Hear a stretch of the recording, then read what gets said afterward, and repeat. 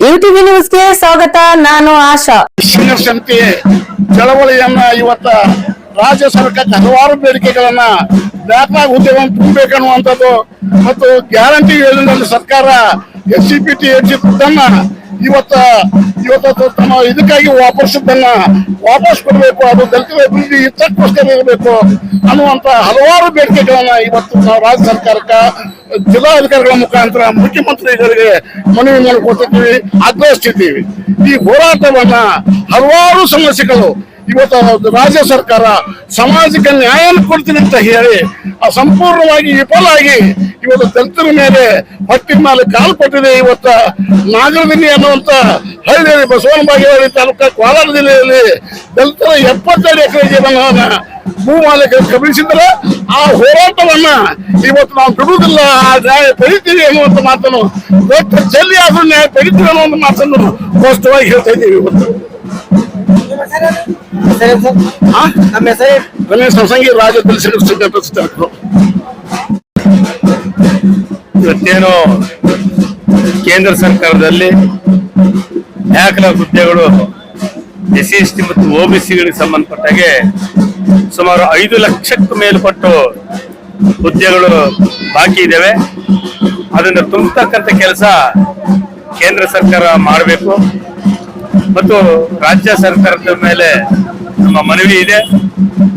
ಇವತ್ತು ಏನು SCPTSP ಹಣ ಗ್ಯಾರಂಟಿ ಯೋಜನೆಗಳಿಗೆ ಸುಮಾರು 14,000 ಕೋಟಿಯನ್ನ ಮಡಗಿದ್ದಾರೆ.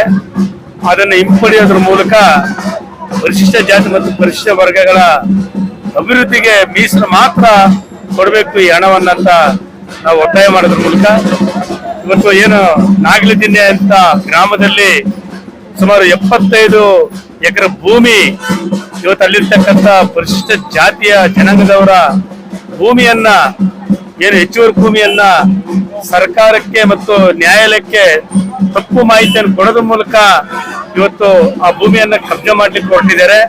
ಅದನ್ನ ಕೂಡಲೇ ರಾಜ್ಯ ಸರ್ಕಾರ ಆ ಸಮುದಾಯಗಳ ಪರವಾಗಿ SC/ST ಜನಾಂಗದ ಏನು ಭೂ ಹೀನರ ಜನರ ಪರವಾಗಿ ಕ್ರಮ ವಹಿಸಬೇಕಂತೇಳಿ ರಾಜ್ಯ ಸರ್ಕಾರವನ್ನ ಒತ್ತಾಯ ಮಾಡ್ತಾ ಇದ್ದೀವಿ. ಹೆಣ್ಣೂರು ಶ್ರೀನಿವಾಸ, ರಾಜ್ಯ ಸಂಚಾರ. ಹಲವಾರು ಬೇಡಿಕೆಗಳನ್ನು ಈಡೇರಿಸಬೇಕಂತೇಳಿ ರಾಜ್ಯ ಸರ್ಕಾರಕ್ಕೆ ಈ ಹೋರಾಟವನ್ನು ಮಾಡ್ತಾ ಇದ್ದೀವಿ. ದಯಮಾಡಿ ರಾಜ್ಯ ಸರ್ಕಾರ ನಾವು ಏನು ಬೇಡಿಕೆಗಳನ್ನು ಇಟ್ಟಿದ್ದೀವಿ ಆ ಎಲ್ಲ ಬೇಡಿಕೆಗಳನ್ನು ಈಡೇರಿಸಬೇಕಂತಕ್ಕಂಥ ಮನವಿಯನ್ನು ಸಲ್ಲಿಸ್ತಾ ಇದ್ದೀವಿ. ಕೇಂದ್ರ ಸರ್ಕಾರ ಹಾಗೂ ರಾಜ್ಯ ಸರ್ಕಾರಕ್ಕೆ ಎರಡಕ್ಕೂ ಮನವಿಯನ್ನು ಸರ್ಕಾರ ಉಗ್ರವಾಗಿ ಹೋರಾಟವನ್ನು ಮಾಡಿ ಬೀದಿಗಿಳಿದು ಹೋರಾಟವನ್ನು ಮಾಡಿ ನಮ್ಮ ರಕ್ತವನ್ನು ಚೆಲ್ಲುತ್ತೆ, ನಮ್ಮ ನ್ಯಾಯವನ್ನು ಪಡಿತೆ ಅಂತಕ್ಕಂಥ ಮಾತುಗಳನ್ನು ಹೇಳುತ್ತಾ ನಾವು ಸುಭದ್ರ अंबाजी सेडोलकर। लेटेस्ट न्यूज अपडेट्स के लिए YouTube एक्सप्रेस को सब्सक्राइब कीजिए, साथ में बेल आइकॉन को भी क्लिक कीजिए, साथ ही साथ लाइक, शेयर और कमेंट करना ना भूलिए।